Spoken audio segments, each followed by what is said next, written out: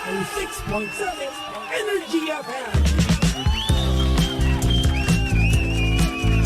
Same, pero iba dito sa 106.7 Energy FM Pangga. Huwag mo sabihing radyo, sabihin mo. Oras sa buong kapuluan. Pangga, check your time. It's now 6:29 on the clock. Good morning, Luzon, Visayas at Mindanao, Metro and Mega Manila. At syempre, good morning din sa mga napakaganda, napakamacho, napakagwapong sa sahod mamaya. Hello po sa inyong lahat. Kamusta naman? Ikaw ba ay meron pang natitira mula doon sa last sahod mo? Ako kung wala, it's a tie. Natitira ko na lang ngayon sa pera ko is 300, no, para. Ngayon, kung di ako sa sahod mamaya, no, di wala na akong pera. Di na ako makakauwi ng Cavite. Ay, nako. At saka, good morning nga pala din kay no, kay Daddy F, no, kay Tatay Felipe or Tatay Ipe, no. Kahapon bumisita dito, no, tsaka yung Team Sabaw. Yan, hello po sa inyo kay Josa, kay Mami Robina, no. Kaso, nasan na yung iba? Si Tatay Ipe na lang natitira ngayon, no? Ako. Si Josa, wala na. Ay, nako, Josa ka. Uy, good morning po sa inyong lahat. Balita ako, kumain kayo kagabi. Kumain kayo simula nung wala na ako, no? Mawalan, Jo. Paano naman ako? Ako nakita ko yung yung reels ni Boss Roland, di ba? Meron pang meron pang spaghetti, no? Tsaka chicken. Paano naman si Baby Toby? Kinalimutan nyo na ako. Pero si Daddy Ipe daw, on the way na daw to Bulacan. Uy, maraming salamat ha. Mag-ingat ka, Daddy Ipe ha. Ikaw na lang nagmamahal sa akin sa Team Sabaw. Uy, joke lang ha. Team Sabaw, kamusta na kayo? Paramdam naman kayo sa akin. Miss ko na kayo. Alam nyo ba yun? Good morning din sa mga pangga natin, no, na kasalukuyang kumikilos na mula sa kanilang bahay, no? At sa mga pangga natin dyan na talaga nga naman hindi pa rin makapaniwala, no? Sa sahod na mamaya. Sahod na tayo, ha? Congratulations! Nakasurvive ka na naman. Or tayo sa Petsa de Peligro. Ilang araw kang nagdelata na naman. Kaya mo mamaya, Samgyup na yan. Miss na miss ko na Samgyup, no? Tagal ko na hindi nagsasamgyup eh. Huling Samgyup ko nung kasama ko pa. Sino ba? Ex ko. Matagal na. Bakit? Ang tagal na nun. Kaya naman, no? Sa mga kilala ko dyan, sa mga tropa ko, baka naman. Libre nyo naman ako. Diba? Uy, good morning na sa mga pangga natin, no? Nakasalukuyang nasa biyahe na ngayon. Papunta sa kanilang mga trabaho, no? Hello po sa inyong lahat. Sana naman hindi ma-traffic ngayon, no?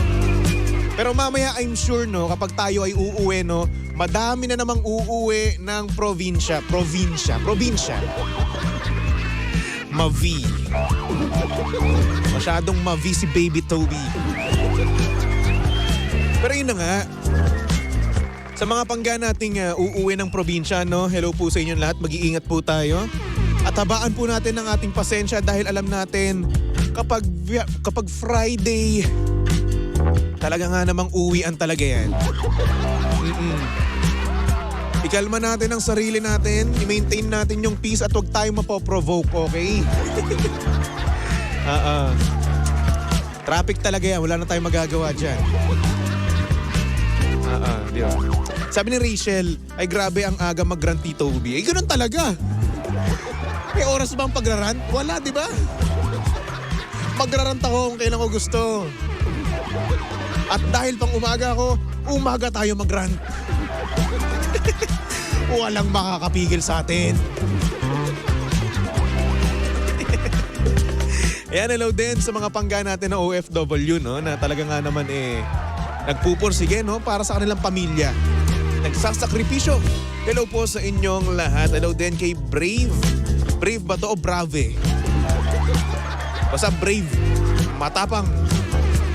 Sabi niya, good morning baby Toby, watching from Hong Kong. Uy! Namimiss ko na mag-Hong Kong. Malay mo, next month andyan na ako. Malay mo lang naman. Sabi ni Angeli Martinez, parang laging may hugot si Toby. O hindi naman. Kayo naman. Oo, mga ano lang yan, mga facts based on real events. Sabi naman ni RJ Kim, Ross Boulevard, northbound flyover, sarado. Kaya sobrang traffic na ayun. O diba? Hindi lang ako nagdaran. Madami kami dito. Madami kami nagdaran dito, Brad. Ross Boulevard, northbound flyover, sarado. Alam ko yan. Dati rin ako dyan dumadaan Alam ko kung gaano ka-traffic dyan. Anyway, good morning sa mga pangga natin na nanonood sa ating Facebook Live. At kung hindi ka pa nanonood, pumunta ka na sa Energy FM 106.7 Facebook page ha. Para naman para naman nang sa ganon makita mo ang itsura ni Baby Toby ngayong Payday Friday. O baka mamaya dumating na yung bonus nyo magsilbing lucky charm si Baby Toby ngayong umaga na ito. At sana magdilang anghel ako na dumating na ang inyong bonus, 13th month pay, at syempre ang inyong sick leaves. Kasi bayad yun yung sick leave di ba? Sana naman dumating. Para happy-happy tayo sa ating weekends, di ba? Sabi naman ni Alvin, good morning DJ Toby, kaway-kaway sa mga naka-duty pa din. Ngayon, it's 1:30 only in the morning in Riyadh. Anyway, happy birthday ni Mami Wilma Ching de Guzman. Uy, happy birthday po. Baka naman. Sabi naman RJ Kim, pagupit ka na Baby Toby. Yes po, magpapagupit na po ako. Wala lang po ang time yun, pero bukas, or di naman kaya mamaya, magpapagupit na ako. Naiirita na rin ako sa buhok ko Uy, si Ninong Ninong Totoy, nanonood. Ninong Totoy, kamusta ka na? I miss you. Libre mo naman ako. Anyway, saktong oras natin yon 6:37 on the clock. Kaya naman, simulan na natin ang shoutout sa umaga. I-shout out mo na yan! Number 1, 06.7 Energy FM. Uy, yung isa pang pinsan, Ninang Abby. Ate Abby, good morning sa'yo, Ate Abby. Uy, nanonood kayo ngayon. Aga nyo, ha? Yan at syempre, good morning din naman sa mga pangga natin, na hirap makipag-usap sa mga babae. Bakit ba kayo nahihirapan? Basic lang yan. Ay nako, katulad na nga lang ng ating message sender, Ayan. Itong ating message sender, sabi niya sa atin dito, napakahirap nga daw kumausap sa mga babae daw ngayon, daw Hindi ko sinabing nakaka-relate ako sa kanya, Pero ito yung sinabi niya, di ba? Pangalan niya ay Daniel. At ang sabi niya dito, good morning Baby Toby. Bakit ba sobrang hirap na makipag-usap ngayon sa babae? Nakakawalang gana silang kausap. Sobrang tipid mag-reply at parang pinaparamdam nila sa akin na abala ako sa kanila. Puro one-liner at isang tanong, isang sagot. Walang ka-effort. Hirap nyo kausapin. Tapos magpo-post kayo nang wala kayong kausap. May magtsatsaga ba sa inyong kung ganyan kayo mismo? Hindi ko kayo maintindihan. Ayun lang naman paring Toby. Thank you, love you. Love you too, ha? Ay, nako. Siguro nga oo, Well, ganoon naman talaga mga babae. Bakit? Kasi kailangan talaga nilang hindi sila yung tipo na nagbibigay talaga ng motibo kaagad Siyempre hanggat maaari, hard to get sila. Talagang Pilipina eh, di ba? Kahit dati pa naman, gano'n na yun sila, no? Gano'n na yun sila. Gano'n na yung mga babae na minsan talaga tipid na tipid silang mag-reply. Bakit? Kasi nga naman, hindi sila easy to get, no? Yun yung challenge para sa ating mga lalaki. Na paano natin sila magiging, alam mo na, ma-vibes nila tayo, no? Yun yung challenge para sa atin, no? Ngayon, kapag ikaw ay madaling sumuko, no? Ano lang mangyayari, di ba? Ano lang yung marirealize niya na, marirealize niya na, ay, wala to. Madali itong sumuko, di ba? What if, tinetest ka lang pala niya, di ba? Alam mo, dalawa lang yun eh, no? Dalawa lang yan. Kasi una sa lahat, tinetest ka lang niya or hindi naman kaya alam niyo na, hindi siya pa easy to get. Pangalawa is, hindi siya interesado sa'yo. Siyempre, di ba? Yung ibang babae naman kasi, no, kapag interesado sila dun sa lalaki na yon na nagchat-chat sa kanila, ay naku, ang haba-haba ng kanilang reply. Aminin nyo. Di ba? Kapag interesado sa atin yung isang tao, kahit ikaw rin naman no, hindi lang mga babae, no, pati na rin mga lalaki. Kapag interesado kayo doon sa isang tao na yon, no, nagchat-chat sa inyo, hahabaan nyo at syempre mag-e-effort kayo para humaba yung inyong pag-uusap, di ba? So ayun, kung ngayon nararamdaman mo yan, no, na alam mo na, para kanyang tinataboy, no, isa lang yun sa dalawa na yun. Una, again, tinetest ka lang niya or hindi naman kaya ayaw niyang pa-easy to get siya. Di ba? And pangalawa naman, no, is hindi ka niya gusto kausap or hindi siya interesado mismo sa'yo. Ganun lang yun. Di ba? Kaya naman, kung ako sa'yo, humanap ka na ng iba. Pero malay mo naman, no, kapag nagtiyaga ka, eventually, no, lumambot din yung puso niya. Di ba? Mahulma mo at mag-effort din siya sa inyong conversation, di ba? Ganun lang naman yun eh. Ngayon, kung hindi ka madiskarte, no? Ganun talaga, di ba? Kasi syempre, stranger kayo eh. Hindi nyo kilala ang isa't isa. So baka mamaya itong si girl, no? Ayaw niyang magpadalos-dalos, di ba? At baka mamaya naman, ma-feel mo naman na easy to get lang siya, di ba? Magkaroon ka ng ibang idea, di ba? So baka mamaya, sobrang easy to get niya, baka isipin mo naman, ganon din siya sa ibang lalaki, no? Kaya naman siguro itong si girl, no, itong kinakausap mo, ayaw niya ng mga ganon. Talaga nga namang nagtitipid sa kanyang mga sinasabi, nire-reply, no? Ngayon, diskarte mo na ngayon yun, no? Diskarte mo kung paano mo siya mapapa-effort sa inyong conversation. Di ba?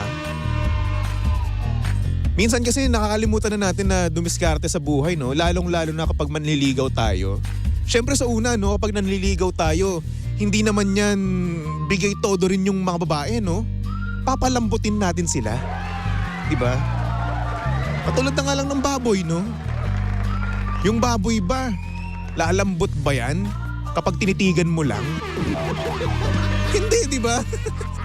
Kailangan mo munang pakuluan. Ngayon, etong babae na to, itong kinakausap mo, kailangan mo rin siyang pakuluan, no? Diskartehan. At syempre, bago kumulo yan, it would take a lot of time, no? Di yan basta-basta. Kaya naman ikaw, no? Diskartehan mo lang yan ng maayos, okay? At eventually, no? Lalambot din naman yan. Mag-e-effort sa inyong conversation at gaganda rin ang inyong pag-uusap, di ba? Tiyaga-tiyaga ka lang. Yes, pwede kang mag-rant, no? Pwede kang mag-rant. Right mo yan, eh. Di ba? So ngayon, kapag nag-rant ka, after mo mag-rant, go. Kausapin mo ulit. Effortan mo, di ba? And yung effort na yan, masusuklian din niya. Once na makita niya siguro na sincere yung pagkagusto mo talaga sa kanya. Siyempre mga babae ayaw nilang maloko. Sino ba namang tao na gustong maloko sila, di ba? Ay nako. Anyway. Sa ating sender, no? Daniel, good luck sa'yo at sana naman makadiskarte ka ng mas okay pa nun. Mas okay pa na diskarte. Yes, siguro ngayon may diskarte ka na, pero mas okay yan mo pa kung gusto mo talaga tong kinakausap mong babae, di ba? Ganun lang naman yun Madaming mga diskarte dyan. Katulad na nga lang netong sinabi ni RJ Kim, no? Kung mahilig daw siya sa mga fan videos, sendan mo siya. O, di ba? O, eto pa lang, isa pa lang to. O. May mga memes pa dyan, di ba? Mga ganung bagay ba? Di ba? Kung saan yung interest niya, di ba? Doon mo siya kausapin. Para naman nang sa ganun humaba yung inyong pag-uusap, di ba? Ay, nako. Anyway, Daniel, maraming salamat, no? At sana naman, no? Humupa na yung init ng ulo mo. No? Ramdam na ramdam ko yung pagkainis mo, no? Yung pag-grant mo, no? Okay lang yan, no? Okay lang yan. At least, no, nailabas mo yung steam ng init ng ulo mo. Sabi ni Alvin, don't be torpe, men. Hindi tayo pinanganak na ganyan. Tama!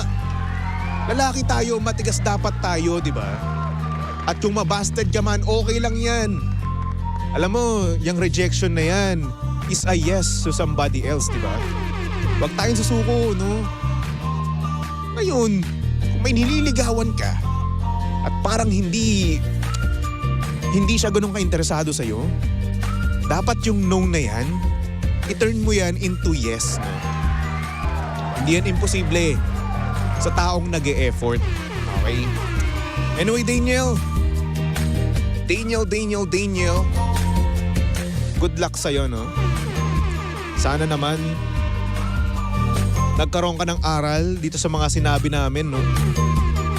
Hindi lang ako, pati na rin yung mga nakikisawsaw sa ating comment section, di ba? Oo. Mga magigiting na lalaki tong mga to. Yeah. Natural. Marami ding chicks tong mga to, eh. Anyway, yan sa mga pangga natin na gustong mag-send ng kanilang mensahe sa buhay, no? Yung mga bagay na hindi nila masabi ng personal.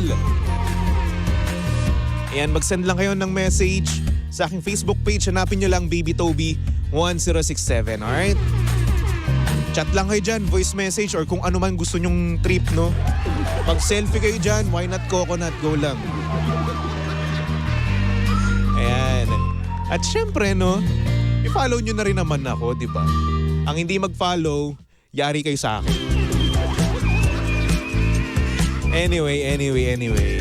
Pangga yung ating nabunot kanina, no, sa Pangga Show Pangcash ay hindi siya nakatawag. Ang sad naman nun. So goodbye 200 pesos, no? Ibig sabihin ngayon, tatawagan natin siya ng 2 beses. Tapos kapag hindi pa rin siya sumagot, no, sa ating 2 tawag, no, edi goodbye 200 pesos. Bubulsahin ko na yun. Kaya naman, Boss Roland, tawagan na natin yan. Hi, Pangcash! Oh, Pangcash! On air promo! Ayun nga pala, no? Showing na pala ngayon yung The Marvels. Pwede mo itong pangdagdag. Pang sini mo yan, 200 pesos. Diba? Dagdagan mo lang ng mga 50 pesos. Okay na yun. Diba? 200 din yan. The Marvels. Alam nyo ba, ang dami ko na nakikita leaks. Spoiler. Di naman madami. Siguro isa lang. Pero para sa akin, marami na yun. Nakakainis nga eh. Ayoko pa naman ng spoiler. Anyway, wala na tayong magagawa. Nakikita ko na eh. So yung sabihin ko sa inyo, kung ano yung nakita ko, ayoko, wag na. I-save ko kayo sa spoiler na nakita ko, ha? Para magulat kayo. Diba? Wala na eh. Bad trip nga ako kahapon eh. Habang nagmi-meeting kami, no? Nakita ko yun, nag-scroll ako sa Facebook. Tag mo yung katrabaho mong nag-Facebook habang nagmi-meeting.